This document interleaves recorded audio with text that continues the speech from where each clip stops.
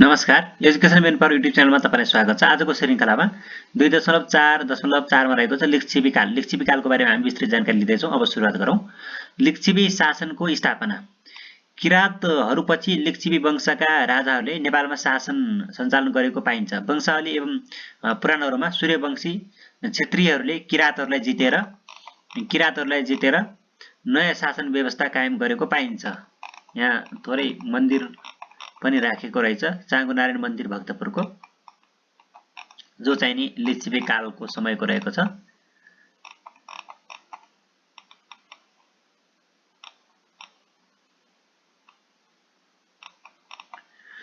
नयाँ शासन व्यवस्था कायम गरेको पाइन्छ। अनि गोपाल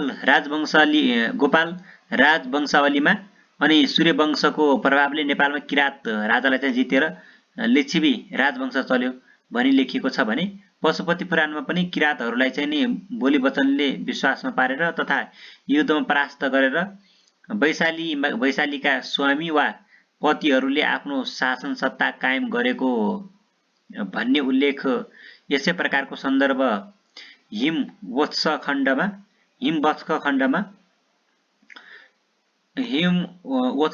चाहिँ नि पनि पाइन्छ, जसमा चाहिँ नि वैशालीका स्वामीहरूले किराँतहरूलाई जितेर नेपालमा शासन सुरु गरेको उल्लेख छ। यस प्रकार नेपालमा चाहिँ लिच्छवी शासन व्यवस्थाको थालनी किराँतीहरूको शासनपछि लगत्तै सुरु भएको देखा पर्दछ। गोपाल वंशावलीमा चाहिँ अन्तिम किराँती राजा चाहिँ नि खिगु भनिएको छ। भाषा वंशावली अनुसार चाहिँ नि गालिच भनिएको छ।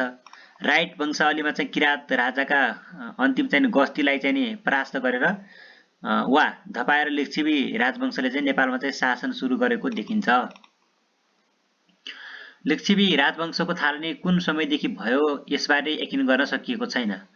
इतिहासविद बाबुराम आचार्यका अनुसार चाहिँ नि यहाँको किराँत राज्यलाई चाहिँ नि भङ्ग गरी आफ्नो स्वतन्त्र लिच्छवी राज्य स्थापना गर्न समर्थ भएको देखिन्छ। लिच्छवीहरू नेपाल आउनुभन्दा अगाडि भारतको मुजफ्फरपुर नगरको बसाड भन्ने वैशालीमा स्वतन्त्र गणतन्त्रात्मक शासन प्रणाली अनुसार शासन चलाउने गर्दथे। त्यो भागमा राजतन्त्रात्मक शासन प्रणाली सुदृढ हुँदै गएको र राजा अजातशत्रुबाट पराजित भई ईसाको प्रथम शताब्दीतिर शरणार्थीका रूपमा लिच्छवीहरू नेपाल प्रवेश गरेका थिए। वैशालीमा शासन चलाएका लिच्छवीहरूले यहाँका भुरे टाकुरे सामन्त र राजाहरूलाई हराई शासन कब्जा गर्ने महत्वाकांक्षा प्रदर्शन गरे। तर लिच्छवीहरूको सत्तामा कब्जा त्यति सरल र सहज नभई ठूलो सङ्घर्ष र रक्तपातपूर्ण घटनाबाट मात्र सम्भव भएको थियो। तत्कालीन शासक वर्गप्रति जनताको तीव्र असन्तोष व्याप्त भएको बेलामा जनभावनाको अनुकूल लिच्छवीहरूले जनसङ्घर्षको नेतृत्व गरेका थिए। किराँतहरू युद्धमा हारेर पूर्वी भेगमा विस्थापित हुन बाध्य भए भने केन्द्रमा लिच्छवीहरूको राज्य सत्ता कायम हुन पुग्यो। जनहितलाई चाहिँ नि बढी स्थान दिने शासन व्यवस्था सङ्गठित जनजीवन, उन्नत आर्थिक अवस्था, शिक्षाको स्तर, आकर्षक कला आदि कुराले गर्दा लिच्छवी काललाई चाहिँ नेपालको इतिहासमा स्वर्ण युग पनि मानिएको छ। हुन पनि तुलनात्मक दृष्टिले हेर्ने हो भने यो युग चाहिँ सौराङ्गिक विकासको युगको रूपमा रहेको छ। लिच्छवी शासनकाल अन्तर्गत फेला परेको पहिलो प्रमाणित अभिलेख राजा मानदेवको सन् 464 को चाँगुको अभिलेख हो, जसमा चाहिँ मानदेव भन्दा अगाडिका 3 पुस्ताको चाहिँ विवरण दिएको छ। यसबारे लिच्छवी वंशका 8औं शताब्दीतिरका राजा जयदेवको पशुपति अभिलेखमा चाहिँ लिच्छवी राजाहरूको सुरुदेखिकै वंशावली लेखिएको छ। तर यस वंशावलीमा लिच्छवी राजाहरूको नामको सट्टा क्रमाङ्क मात्र लेखिएको पाइन्छ। प्रसिद्ध लिच्छवीकालीन शासकहरू। लिच्छवीहरू मूलतः सूर्यवंशी मानिन्छन्। अयोध्याका सूर्यवंशी राजा दशरथका 8औं पुस्ताका लिच्छवी भन्ने व्यक्ति भएको मानिन्छ। लिच्छवी वंशका सुपुष्प नामका राजा भए, जसलाई चाहिँ लिच्छवी राजवंशका चाहिँ संस्थापक र आदि पुरुष पनि मानिन्छ। सुपुष्प चाहिँ नि जयदेव द्वितीयको पशुपति अभिलेखमा उत्कीर्ण वंशावलीमा चाहिँ नि लिच्छवी नाम गरेका राजापछि 13औं पुस्तामा कामदेव जस्ता राम्रो रूपरङ्ग भएका राजा सुपुष्प भए भनिएको छ। कतिपयले राजा सुपुष्पलाई नै नेपालका प्रथम लिच्छवी राजाको रूपमा मान्ने गरेको पाइन्छ। वंशावलीहरूमा भने सुपुष्पलाई चाहिँ चौथो लिच्छवी राजाको रूपमा देखाइएको छ। साथै गोपाल राजवंशावलीमा चाहिँ यिनलाई चाहिँ नि सुपुष्प, भाषा वंशावलीमा चाहिँ नि पशु सुपुष्प वर्मा र राइट वंशावलीमा चाहिँ नि पशु प्रेकदेव भनेर नामकरण गरिएको छ। गोपाल राजवंशावली अनुसार यिनले नेपालमा चाहिँ नि वर्ण व्यवस्था कायम गर्नुका साथै पशुपतिको देवल बनाउने, त्यसमा चाहिँ छाना हाल्ने, शहरलाई सुन्दर बनाउने, राज्यमा चाहिँ मर्यादा कायम गर्ने तथा न्यायपूर्वक प्रजाहरूको पालन गर्ने काम गरेका थिए। यसबाहेक राइटको वंशावलीमा यी राजाले चाहिँ पशुपति मन्दिरमा सुनको छाना हाल्नुका साथै गजुर समेत थपेर अग्लो र भव्य तुल्याएको उल्लेख छ। यसैगरी राजा सुपुष्पले भूमि वा जग्गा सम्बन्धी मर्यादा बाँधेको कुराको उल्लेख गोपाल वंशावलीमै पाइन्छ। मानदेव चाहिँ शासन सञ्चालनमा कुशल मानदेव प्रथमको शासनकालमा आएर नेपाल राज्य अझ व्यवस्थित, विकसित र बलियो बन्यो। शास्त्र जान्ने जनतालाई चाहिँ आफ्नै परिवार ठान्ने जस्ता राजगुणहरूले युक्त यी राजाले राज्यमा आर्थिक उन्नति र शान्ति व्यवस्थाद्वारा 41 वर्ष विक्रम सम्वत 521 देखि 562 ईस्वी सम्वत 464 देखि 505 सम्म आफ्नो शासनमा स्थिरता कायम गरे। आफ्नो राज्यमा मुद्राको व्यवस्थाको अतिरिक्त कला विद्या क्षेत्रको समेत विकास गरे। प्रथम राजदरबारमा मानगिर जस्तो भव्य भवन श्री मानाङ्क र श्री भोगिनी अङ्कित नेपालको प्रथम मुद्रा यिनकै कालमा तयार भएको थियो। यिनकै समयदेखि प्राचीन नेपालको इतिहास पनि बढी स्पष्ट र भरपर्दो भएकाले प्रथम प्रामाणिक राजा यिनलाई मानिन्छ। यिनको राज्य पूर्वमा कोशी, पश्चिममा गण्डकी, काली गण्डकी पारी मल्लपुरी र उत्तरमा चाहिँ नि हिमालयसम्म फैलिएको थियो।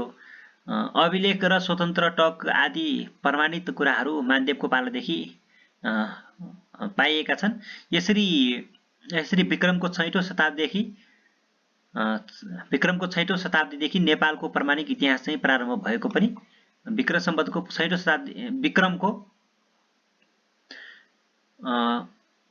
शताब्दीदेखि नेपालको प्रामाणिक इतिहास प्रारम्भ भएको पनि पाइन्छ। मानदेवपछि महिदेव, वसन्तदेव आदि राजा भए। वसन्तदेव बालक भएकाले मन्त्रीहरू रविगुप्त र कर्मलिन शक्तिशाली भए। संयुक्त शासन र फेरबदल छिटो भएकाले ईस्वी सम्वत 536 देखि 545 सम्म राजनीतिक अस्थिरता व्याप्त भएको पाइन्छ। यसपछि भौमगुप्त, गणदेव, गङ्गादेव र शिवदेव जस्ता भारद्वारहरू बीच शक्ति सङ्घर्ष जस्तै भयो। शिवदेवले आफ्नो भानिज अंशुवर्माको मद्दतबाट गुप्त प्रभाव बचाए पनि अंशुवर्माको प्रभुत्व बढेर शिवदेव निस्तेज बन्न पुगे। फलस्वरूप अंशुवर्मा राजा भए। मन्त्रीले राज्य अधिकार लिएको यो पहिलो घटना थियो।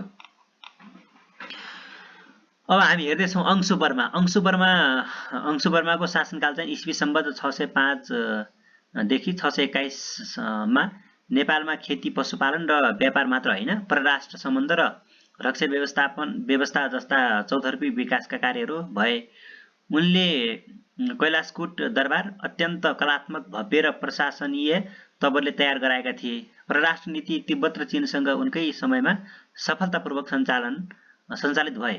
उनको समयमा भारतमा चाहिँ हर्षवर्धन र तिब्बतमा चाहिँ सोङचङ गम्पोले शक्तिशाली साम्राज्य खडा गरेका हुनाले तिब्बतसँग उनले साँठगाँठ गरे। तिब्बती राजा सोङचङ गम्पोलाई उनले राजकुमारी भृकुटी चिजुको विवाह गराएको कुरा चर्चित छ। उनको समयमा प्रजाले चाहिँ धार्मिक उदारता तथा स्वायत्त शासन समेत प्राप्त गरेका थिए। कला तथा विद्याको समेत विकास भई जनजीवन सुसङ्गठित र उन्नत हुँदै गएको थियो। यी सब उन्नति प्रगतिको कारणबाट नेपालको इतिहासमा उनी नै सर्वप्रथम महाराजधिराज उपाधि प्राप्त शासक बन्न पुगे। विधिवत युवराज घोषणा गर्ने चलन पनि सर्वप्रथम यिनकै समयदेखि चल्यो। हिन्दू राजाको रूपमा उनले पशुपति पादनोत गृहीत उपाधि समेत धारण गरेका थिए। प्रजाहित समाधानात्मक परक तथा कथ्य में प्रज्ञा प्रजा सुखिना भयो त कन्थ तथा कन्थ में प्रजा सुखिना भयो त जस्ता विशेषतायुक्त ठकुरी वंशका यिनले चाहिँ शब्द विद्या व्याकरण पनि तयार गरेको बुझिन्छ। विक्रम सम्वत 678 तिरको 678 तिर उनको मृत्यु भयो। नरेन्द्रदेव शासन सञ्चालनमा कुशल नरेन्द्रदेवको कार्यकालमा ईस्वीको 7औं शताब्दीको मध्यममा ईस्वी सम्वत 645 देखि 679 ताका भोट तिब्बत र चीनसँग व्यापारिक सम्बन्ध स्थापना हुनुका अतिरिक्त नेपालमा पूर्व र पश्चिम भेगका व्यापारी बस्ती द्रङ्गहरूको प्रारम्भ हुन गई नेपाल केही समयसम्म अन्तर्राष्ट्रिय व्यापारी केन्द्र बन्यो। नरेन्द्रदेवले महाराज धिराजको पदवी लिए र परम भट्टारकको प्रसिद्धि पनि पाएका थिए। उनले भद्रदिवास र राजदरबार पनि बनाए। उनको आसनमा सिंहको आकृति भएकाले सिंहासन प्रचलित भएको बुझिन्छ। जयदेव द्वितीय ईस्वी सम्वत 713 देखि 723 कवि हुनुका अतिरिक्त मुलुक विस्तार गर्ने महत्त्वाकांक्षा समेत भएकाले लिच्छवी शासकहरूमा उनको क्रियाकलाप पनि उल्लेखनीय रहेको छ। उनी कवि राजाका अतिरिक्त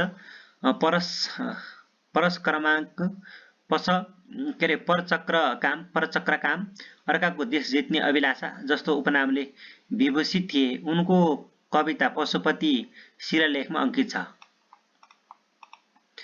अनि लिच्छवी कालका प्रमुख राजाहरू यस प्रकार थिए: सुपुष्प, जयदेव प्रथम, हरिदत्त वर्मा, वृषदेव, शंकरदेव, धर्मदेव, मानदेव प्रथम, महीदेव, सन्तदेव, वसन्तदेव, उदयदेव, मानदेव द्वितीय, शिवदेव प्रथम, त्यसैगरी अंशवर्मा, नरेन्द्रदेव, जयदेव द्वितीय, शिवदेव द्वितीय, जयदेव तृतीय रहेका छन् लिच्छवी कालका प्रमुख राजाहरू है त।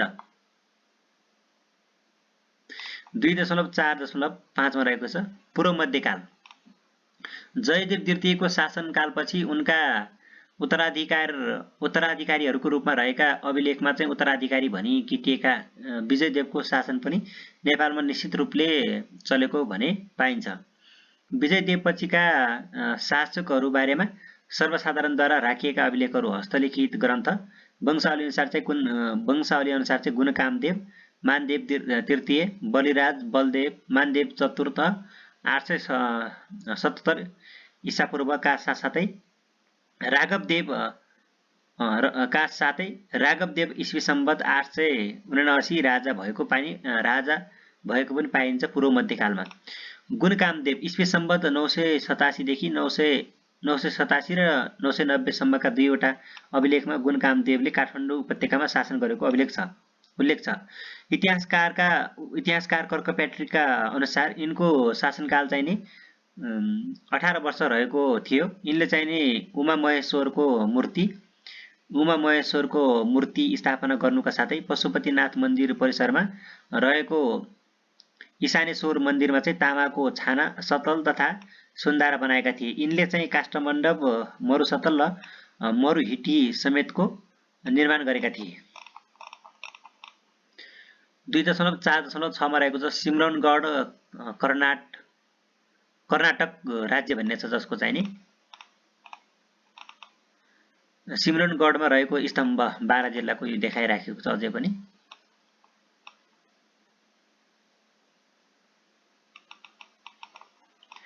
सिमरनगढ नारायणी अञ्चलको बारा जिल्लामा पर्दछ। यसको प्राचीन नाम चाहिँ सिमारा वनगढ थियो। त्यस बेला ठूला बस्ती भएका सबै क्षेत्रहरू सुरक्षाको हिसाबले गढ किल्लाको रूपमा परिणत गरिएका हुन्थे। यस्ता किल्लाहरू जंगलको बीचमा समेत बनेका हुन्थे।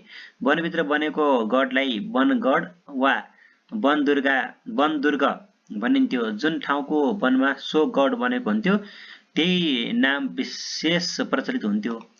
सिमराको वनमा रहेको गढरूपको बस्ती भएकाले नै सिमरा वनगढ भनिएको हो। यी शब्दपछि अपभ्रंश भई सिमरनगढ भएको हो। सिमरनगढ वरपरको सम्पूर्ण क्षेत्र त्यसबेला तिरहुतको नामले प्रसिद्ध थियो। काठमाडौँ उपत्यकाका तत्कालीन प्रमाणहरूमा भने यो क्षेत्रलाई चाहिँ नि डोय राज्य भनिएको पाइन्छ। पश्चिमको खस राज्यको स्थापना भएताका नै दक्षिण र पूर्वी तराई भेग समेटेर कर्नाटक वंशको डोप तिरहुती राज्य खडा भएको पाइन्छ। यसको राजधानी चाहिँ नि सिमरनगढ सिमरा बनगढ अर्थात् सिमरामा थियो। तिरहुतमा स्थापित कर्नाटक राज्य नान्यदेवले विक्रम सम्वत 1154 ईस्वी सम्वत 1097 मा स्थापना गरेका थिए। यो स्वतन्त्र राज्यको अस्तित्व करिब 229 वर्ष जति रह्यो र ईस्वी सम्वत 1326 मा विघटन हुन गयो। यस राज्यमा शासन गर्ने प्रमुख शासकहरू नान्यदेव र हरिसिंह देव थिए। नान्यदेव दक्षिणी भारतको कर्नाटक क्षेत्रमा निवासी थिए। यिनी दक्षिणी भारतका चालुक्य शासकका सेनापति थिए। चालुक्यले उत्तरी भारततर्फ विजय अभियान चलाउँदा न्यायदेव यसतर्फ आएका थिए। यिनी आफैले सिमरनगढलाई चाहिँ केन्द्र बनाई यस क्षेत्रमा चाहिँ राज्य स्थापना गरेको पाइन्छ। अनि नान्यदेव पछि क्रमशः गंगादेव, अनि नरसिंहदेव, रामसिंहदेव, शक्तिसिंहदेव, भूपालसिंहदेव र हरिसिंहदेव आदि शासकहरूले सिमरनगढमा शासन गरे। हरिसिंहदेव कर्नाटक वंशका अन्तिम शासक हुन्। यिनको शासनकालमा दिल्लीका मुसलमान बादशाह गयासुद्दिन तुगलकले आक्रमण गरेर सो राज्य ध्वस्त पारेका थिए। उपत्यकाका मल्ल राजाहरूको कुलदेवीका रूपमा पूजा गरिने तुलजा भवानी वास्तवमा कर्नाटक राजाहरूकै कुलदेवी हुन्।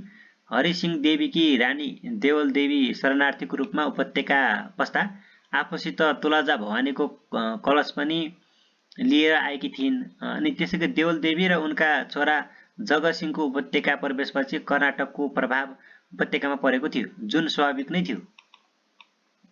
हरिसिंह देवको मृत्यु भएताका उपत्यकामा रुद्रमल्ल र अरिमल्लको संयुक्त शासन चलिरहेको थियो। अरिमल्ल नाम मात्रका शासक थिए। रुद्रमल्लले चाहिँ हरिसिंह देवको मृत्युपछि उनकी रानी देवल देवी र छोरा जगतसिंहलाई आफ्नो दरबारमा शरण दिएका थिए।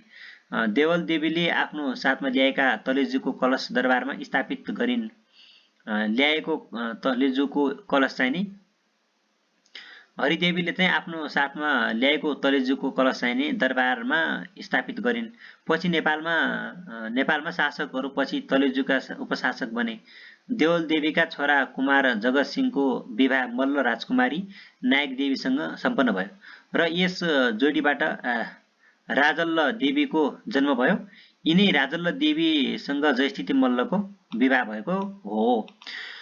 2.4.7 मा रहेको छ। कर्णाली प्रदेशको खस मल्ल र मल्ल राज्य भन्ने छ एउटा। पूर्वमा नुवाकोट, पश्चिममा केदार, उत्तरमा चाहिँ तिब्बत, दक्षिणमा चाहिँ तराई, भूखण्डसम्म चाहिँ खस मल्ल राज्य विस्तारित थियो। खस मल्ल राज्यको द्वार कैलाली कञ्चनपुरको मल्लवार थियो। तिब्बतका केही भाग समेत यस राज्यको प्रभावमा परेका थिए। पश्चिममा गढवाल, कुमाउँदेखि पूर्वमा गोरखाको साँचसम्म फैलिएको खस साम्राज्य तत्कालीन नेपालको ठूलो भूखण्ड थियो। खस राज्यको राजधानी सिन्जा थियो र तिब्बतको खाडी प्रदेशबाट आएका नागराजले कर्णाली प्रदेशमा स्वतन्त्र खस राज्य स्थापना गरेको मानिन्छ। यो समय 12औं शताब्दीतिर ईस्वी सम्वत 1150 भएको अनुमान पनि छ। तिब्बती वंशावली विक्रम सम्वत 1414 को दुल्लु अभिलेख तथा गोपाल वंशावली आदि स्रोतहरूबाट नै त्यस क्षेत्रको इतिहासबारे जानकारी प्राप्त गर्न सकिन्छ। यस राज्यका शासकहरूमा नागराज, अनि त्यसैगरी कराचल्ल, अशोक चल्ल, जितारी मल्ल, रिपु मल्ल, आदित्य मल्ल, पुण्य मल्ल र पृथ्वी मल्ल आदि रहेको पाइन्छ। यस राज्यको अस्तित्व करिब 226 वर्ष जति रह्यो। खस राज्यको पतनपछि सुदूरपश्चिममा बझाङ, डोटी, जाजरकोट जस्ता 22 राज्य जन्मेका हुन्। वर्तमान समयमा सबैभन्दा अविकसित तथा पिछडिएको मानिएको यो क्षेत्र मध्यकालमा निकै शक्तिशाली राज्यको रूपमा रहेको थियो। पश्चिमी खस राज्यको सबैभन्दा प्रमुख र महत्त्वपूर्ण योगदान भाषा सम्बन्धी योगदान हो। वर्तमान नेपाली भाषाको उत्पत्ति खस मल्ल राज्यमै भएको थियो। त्यसैले यस भाषालाई चाहिँ खस कुरा वा सिन्जाली भाषा समेत पनि भन्ने गरिन्छ। खस मल्ल राजाहरूले चाहिँ यस भाषालाई चाहिँ राजकाजको माध्यम बनाएर राष्ट्रभाषाको स्थान दिएको हुनाले नै यो भाषा निरन्तर परिमार्जित र विकसित हुँदै गयो। खस मल्ल राज्यको विघटनपछि खडा हुन पुगेका 22 र 24 राज्यहरूमा समेत यसै भाषामा व्यापक प्रयोगमा ल्याइयो। यसै भाषालाई चाहिँ नि व्यापक प्रयोगमा ल्याइयो। 22 र 24 राज्यहरूमा राज्य भाषाका रूपमा यसै भाषाले स्थान पायो र विशाल नेपालको एकीकरणपछि नेपालको राष्ट्रभाषा बन्न पुग्यो। 2.4.8 मा रहेको छ कपिलवस्तुको शाक्य शासित राज्य। अब तिलौराकोटको पूर्वी द्वार कपिलवस्तुको चित्र पनि थोरै दिएको छ यहाँ। अब हामी यो अर्को श्रृङ्खलामा चाहिँ कपिलवस्तुको शाक्य शासित राज्यको बारेमा हामी विस्तृत जानकारी लिनेछौँ। आजको श्रृङ्खलाबाट बिदा दिनुहोस्। नमस्कार।